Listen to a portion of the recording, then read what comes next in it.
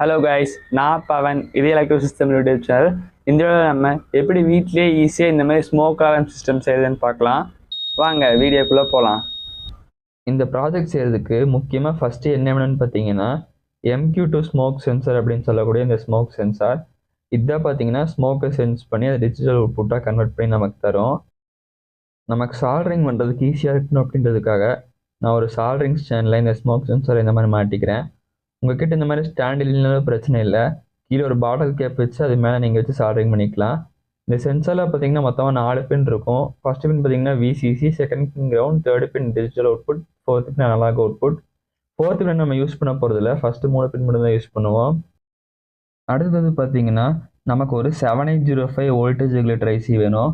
இந்த ஐசி எதுக்கு யூஸ் பண்ணணும்னு பார்த்தீங்கன்னா நம்ம இந்த சர்க்கியூட்டுக்கு 9 வோல்ட் யூஸ் பண்ண போகிறோம். ஆனால் 9 வோல்ட் இந்த சென்சாரை கொடுத்தோன்னா இந்த சென்சார் போயிடும். ஸோ அதுக்காக இந்த ஐசி யூஸ் பண்ணி இந்த 9 வோல்ட்டை 5 வோல்ட்டாக கன்வெர்ட் பண்ணி இந்த சென்சாருக்கு தரப்போகிறோம்.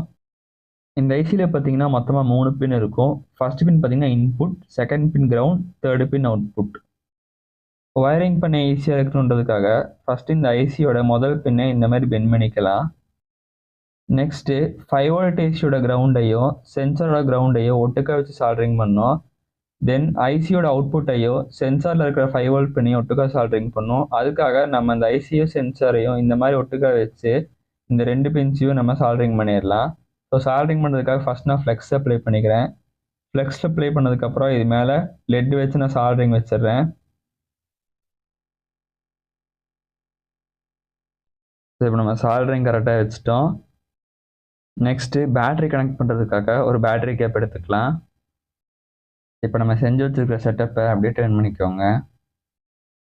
அடுத்ததான் ஐசியோட பாடியிலேயே கொஞ்சம் ஃப்ளெக்ஸ் அப்ளை பண்ணி சால்ட்ரிங் அப்ளை பண்ணிடுங்க.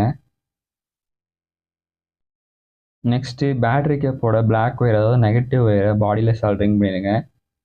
தென் ரெட் ஒயரை ஐசியோட இன்புட் பின், அதாவது 7805ஓட ஃபஸ்ட்டு பின்னில் இந்த மாதிரி சால்ட்ரிங் பண்ணிக்கோங்க.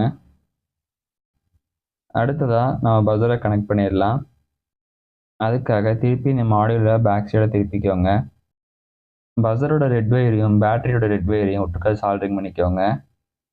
அடுத்ததாக பஸரோட நெகட்டிவை சென்சரோட DO பின்னில் சால்ட்ரிங் பண்ணிக்கோங்க, அதாவது டிஜிட்டல் அவுட் பின்னில் இந்த மாதிரி சால்ட்ரிங் பண்ணிக்கோங்க. அவ்வளோதான், நம்ம சர்க்கியூட் இப்போ ரெடி ஆயிடுச்சு. வாங்க இதை நம்ம இப்போ செக் பண்ணி பார்த்துடலாம். இப்போ நம்ம பவர் சப்ளைக்காக 9 வோல்ட் பேட்டரியை இந்த கேப்பில் மாட்டிடலாம். ஸோ நம்ம மாடியூல் இப்போ ஆன் ஆயிடுச்சு. ஸோ இப்போ இந்த சென்சார் மேலே ஸ்மோக் பட்டுச்சுன்னா பஸர் சவுண்ட் வரும். ஸ்மோக் போனோடனே பஸர் சவுண்ட் ஆட்டோமேட்டிக்காக நின்றுடும். இந்த வீடியோ உங்களுக்கு பிடிச்சிருக்குன்னு நினைக்கிறேன். ஸோ அடுத்த வீடியோவில் பார்க்கலாம். Bye bye.